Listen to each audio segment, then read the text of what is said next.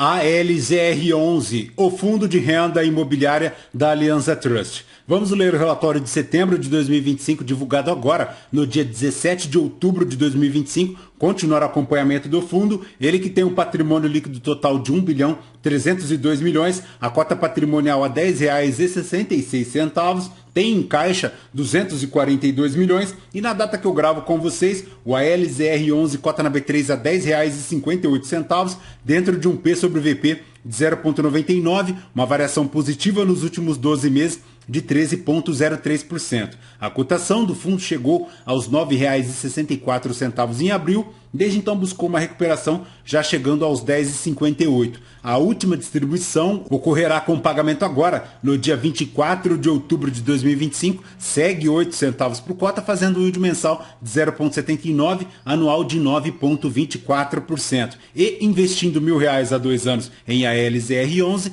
teria hoje R$ 1.097,20, tudo isso já considerando o reinvestimento dos dividendos. Conforme vemos aqui no gráfico do Investidor 10, o ALZR11 não consegue superar as linhas do IPCA, do IFIX, tampouco supera o CDI, retornando no período apenas 9,72%, enquanto o CDI retornou 25,25%, o IPCA 9,56% e o IFIX retornando 12,75%, então ponto de atenção aí para a rentabilidade do ALZR11. Mas, voltando aqui para o relatório gerencial, a gestão comenta que em setembro o imóvel educacional Pueridomus teve o seu contrato de aluguel reajustado pelo IPCA acumulado dos últimos 12 anos, que foi em 5,1%. Ele recebeu mais de 170 mil cotistas, ponto positivo, e ao final do mês ele tinha em caixa 242 milhões, 19% de todo o patrimônio líquido do fundo. A distribuição com pagamento no dia 24 de outubro é de 8 centavos por cota e com isso o fundo fecha uma reserva de lucros estabelecida agora em 4 centavos por cota. Em relação ao guidance, segue lá entre 8 centavos e 8 centavos e 2 por cota, tudo isso não considerando o resultado advindo de eventual venda de ativos. No mercado secundário, o fundo negocia com um desconto mínimo em relação ao seu patrimonial, dentro de um P sobre VP de 0,99. Em relação ao portfólio do fundo, 23 imóveis, amplamente diversificado. Para a DRE do fundo, em setembro, ele faz 10.343 de resultado caixa, 8 centavos foi a distribuição. Já em relação à distribuição, ao histórico, segue lá em 8 centavos, lembrando que ele distribuiu 9 centavos em julho, e em relação ao crescimento desta distribuição, 8,1% desde 2020, quando ele começou aí na casa de 5 centavos, quando ele ainda era base 100, e agora chegando na casa de 7 centavos alto, né? 7 centavos e 9. Em relação ao componente de resultado, 10 centavos de receita imobiliária, 1 centavo de receita financeira líquida de imposto de renda, 1 centavo também de despesa de juros, 1 centavo de despesas, finalizando um resultado distribuído de 8 centavos. Em relação àquelas movimentações, aquilo que nós já sabemos, Decathlon Morumbi pagou 44 milhões, possui uma obrigação de pagamento de mais uma parcela no valor de 24 milhões.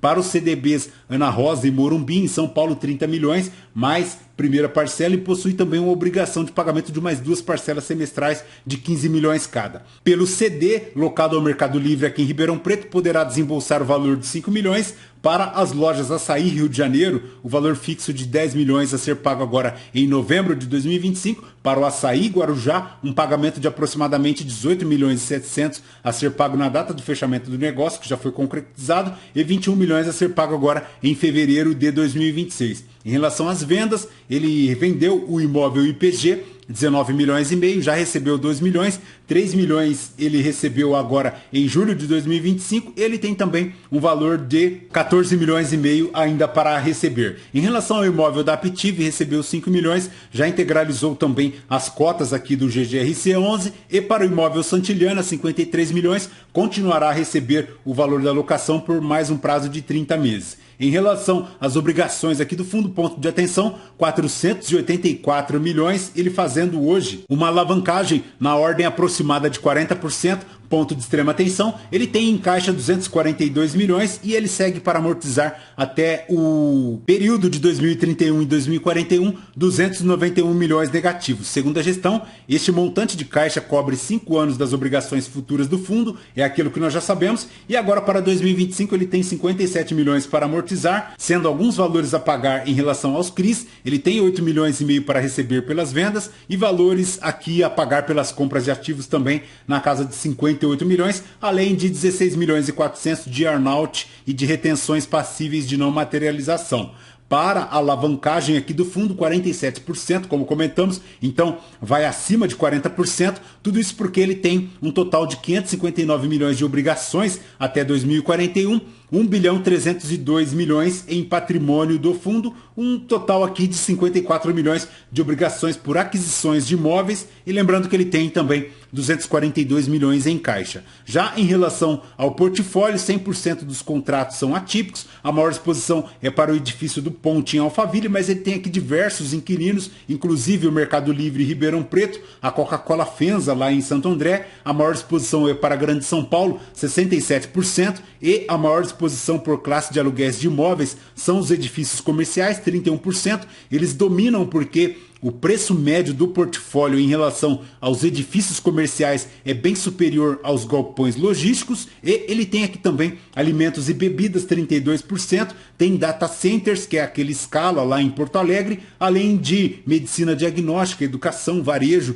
especialidades químicas, comunicações, gases industriais, formando um prazo médio dos contratos aqui de 9,4 anos. Em relação ao volume médio na B3, 1.665 ao dia, 170 mil cotistas, e em relação à rentabilidade aqui do fundo desde o início das operações dele lá em 2018, ele faz uma diferença positiva de 30 pontos em relação ao IFIX, porque o IFIX retornou 159%, enquanto o ALZR11 retornando 189%. Na liquidez, como comentamos, 1.700.000, e são diversos imóveis espalhados aí por todo o Brasil, tem inclusive imóveis, lajes corporativas, imóveis educacionais, tem aqui a loja do Oba lá em São José do Rio Preto, tem os centros de diagnóstico, tem o Mercado Livre em Ribeirão Preto, tem o Açaí Atacadista, enfim, bem diversificados. E como comentamos, 100% dos contratos são atípicos e permanece zerado em relação à vacância financeira e também zerado em relação à sua vacância física.